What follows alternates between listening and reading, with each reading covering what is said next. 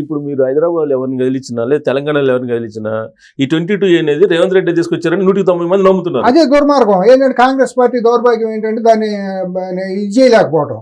నేను బాధితుడిని 10 ఏళ్లుగా 2014 అధికారంలోకి వచ్చిన దగ్గర నుంచి నేను బాధితుడిని. 22A అనవసరంగా పెట్టారు. సుప్రీంకోర్టు నాకు అనుకూలంగా తీర్పు ఇచ్చినా కూడా తీయలేదు. ఇటువంటి వాళ్ళు కొన్ని లక్షల మంది ఉన్నారు తెలంగాణలో 22A బాధితులు హైదరాబాద్ చుట్టుపక్కల. వాళ్ళకి కావాలంటే ధరణి పేరుతో రాత్రిపూట 12-2 గంటల మధ్య లాకులు ఓపెన్ చేయటం, వాళ్ళకి కావాల్సిన సెటిల్మెంట్ చేసుకుని 30% 40% తీసుకుంటాం, వాళ్ళ పేర్లు రికార్డులోకి ఎక్కించడం, వాళ్ళకి బిల్డింగ్ పర్మిషన్లు ఇచ్చేయడం, 100 అంతస్తులు పర్మిషన్ ఇచ్చేయడం, దాంట్లో కమిషన్లు తీసేసుకోవడం, దోసుకుంటాం. యువనాడికి ఏమో ఇబ్బంది పెట్టడం. నేను కోకొల్లలు చూపిస్తాను. మీరు హైదరాబాద్ నాతో పాటు కారు ఎక్కండి, ఓఆర్ఆర్ ఎమ్మడి తిప్పుతా. ఎన్ని వేల మంది లక్షల మంది ఉండారో సఫరర్స్ 14 ఏళ్ళుగా కలవకుంట్ల కుటుంబం చేతిలో పడి 22A బాధితులు నేను చూపిస్తా. ఎంత సఫర్ చేశారో, ఎంతమందిని ఇబ్బంది పెట్టారో. ఇవాళ కాంగ్రెస్ పార్టీ దౌర్భాగ్యం ఏంటంటే దొంగ అని అన్నా కూడా మేము కాదు అని చెప్పుకోలేని దౌర్భాగ్యమైన స్థితిలో ఆడకోసి వాళ్ళు లాక్కుంటా ఒకరినొకరు కొట్టుకుంటా వాళ్ళ వ్యక్తిత్వ సొంతమే పాము పిల్లలు తిన్నట్టు వాళ్ళు తినేయటం. అసలు ఈ ఎపిసోడ్లో విచిత్రం ఏందో తెలుసా, మీరు అబ్జర్వ్ చేశారో లేదు, ఒక కమిటీ చేశారు రిజల్వ్ చేయాలని. ఆ కమిటీ CCLA అడిగింది వివరాలు ఏమున్నాయి. CCLA నుంచి అసలు వివరాలు ఇవ్వలేదంట కమిటీకి. ఇప్పుడు అక్కడ ఏమైందంటే దీంట్లో అక్కడ ఆంధ్రాలో ఉన్నట్టే ఇక్కడ కూడా ప్రో BRS ఆఫీషియల్స్ చాలా మంది ఉన్నారు. 2 వర్గాలు ఎప్పుడు ఉంటాయి కదా. వీళ్ళు ఏం చేశారంటే అంతకుముందు ఉండే కాదండి, ఈ మధ్య వచ్చినాయి 10 సంవత్సరాల నుంచి. గవర్నమెంట్ ఏది ఉంటే దానికి అంకిత భావంతో పనిచేసే వాళ్ళు. రాజశేఖర రెడ్డి నుంచి పొల్యూట్ అవ్వడం మొదలైంది క్రమేణా. ఇవాళ పతాక స్థాయికి వచ్చేసిందండి. ఇవాళ ఏమైందంటే సాఫ్ట్వేర్ రిలేటెడ్గా పెట్టారు సుబ్బారావు గారు. ధరణి పెట్టిన తర్వాత దాన్ని ఇది చేసుకుంటా. ఇది ఒక చిన్న కోడింగ్లో కనుక ఒక వర్డ్ మారిపోయినా మొత్తం వెళ్ళిపోతుంది. అది మార్చాలంటే మళ్ళీ పెద్ద కథ. మళ్ళీ కలెక్టర్ పర్మిషన్ కావాలి, లేకపోతే ఇక్కడ కమిషనర్ స్టాంప్స్ అండ్ రిజిస్ట్రేషన్స్ దగ్గర నుంచి ఫైల్ మూవ్ అవ్వాలి. సామాన్యుడు వాళ్ళు అవుతుంది. అది సామాన్యుడు తాతల నుంచి ఉన్న భూములు కాపాడుకుంటా కళ్ళ ముందు 22A పెట్టాడు. పిల్లల పెళ్ళిళ్ళకో లేకపోతే ఇంకో దానికి అమ్ముకోవాలన్నా కూడా అమ్ముకోలేని పరిస్థితి. లేదా పిల్లలకి ఏమైనా గిఫ్ట్ చేయాలన్నా చేయలేని పరిస్థితి. దుర్మార్గం కదా. 2 రాష్ట్రాల్లో జరుగుతున్న దుర్మార్గమైన క్రీడ.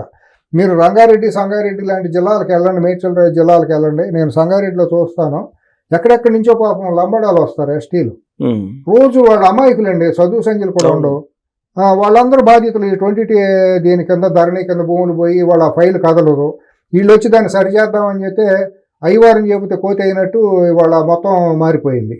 వాళ్ళు ధరణి పేరుతో వచ్చి దాన్ని సరిచేద్దామని వీళ్ళు సిన్సియర్గా చేస్తున్నారు. టోల్ ఫ్రీ నెంబర్ ఇచ్చారు. ఫాస్ట్ ఒక టాస్క్ ఫోర్స్ దాన్ని పెట్టారు. లోపాలు ఉన్నమాట జరుగుతున్నమాట వాసన సుబ్బారావు గారు. తెలంగాణలో, ఆంధ్రాలో కూడా అదే జరుగుతుంది. ఇదేమైపోతుందంటే కొంత మనం వాస్తవాల గ్రౌండ్లోకి వెళ్తే ఎమ్మెల్యేలకి మంత్రులు కూడా ఇది ఆదాయ వనరులుగా మారిపోయింది. శవాల మీద పడి ఏరుపు తినేటట్టు రైతుల మీదను ఇప్పుడు ప్రతి రియల్ ఎస్టేట్ అయిపోయింది కదా. రైతులు ఎక్కడ వచ్చారు?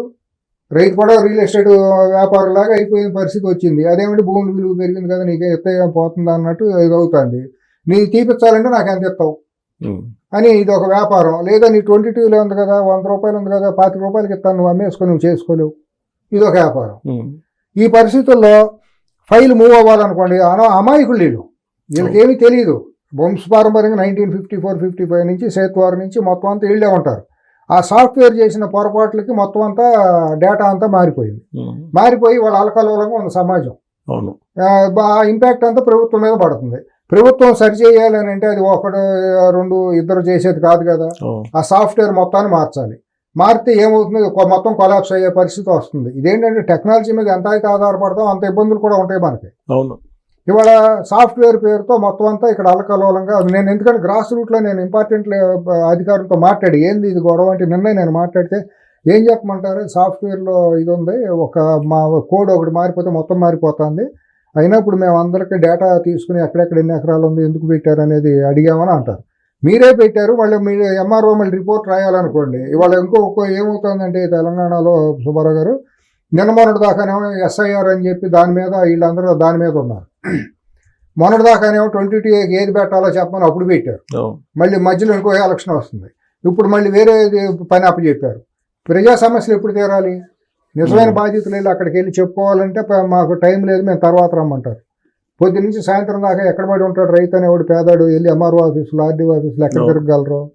సో ఇదంతా చాలా క్లిష్టంగా తయారైంది సమాజం. అంతా తెలంగాణ సమాజం మొత్తం కాంగ్రెస్ ప్రభుత్వం మీద కోపంగా ఉంది. దీని మూలనే ఆయన సారీ చెప్పాడు.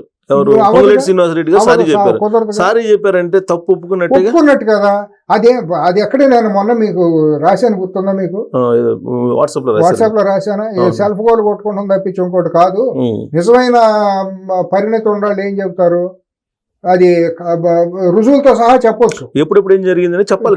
అందుకే బాధ్యత నువ్వు రెవెన్యూ మినిస్టర్ గా ఉండవు. నేను సారీ చెప్పడం కాదు, పలానా అప్పటి నుంచి జరిగింది, ఈ పొరపాట్లు జరుగుతున్నాయి, మేము త్వరగా సరిదిద్దుతాము, మా నుంచి ఏమైనా ఇబ్బందులు జరుగుతాయంటే కొద్దిగా సహనంతో ఓపిక పట్టండి, మేము చేయాలని చేయట్లేదని చెప్తే బాగుండేది. అంటే ఆయన ఏంటంటే మేము దీని కొద్దీ మీకు ఇబ్బందులు పడుతున్నాయి, క్షమించండి, మేము త్వరగా చేసేస్తామన్న భావం ఆయనదై ఉండొచ్చు.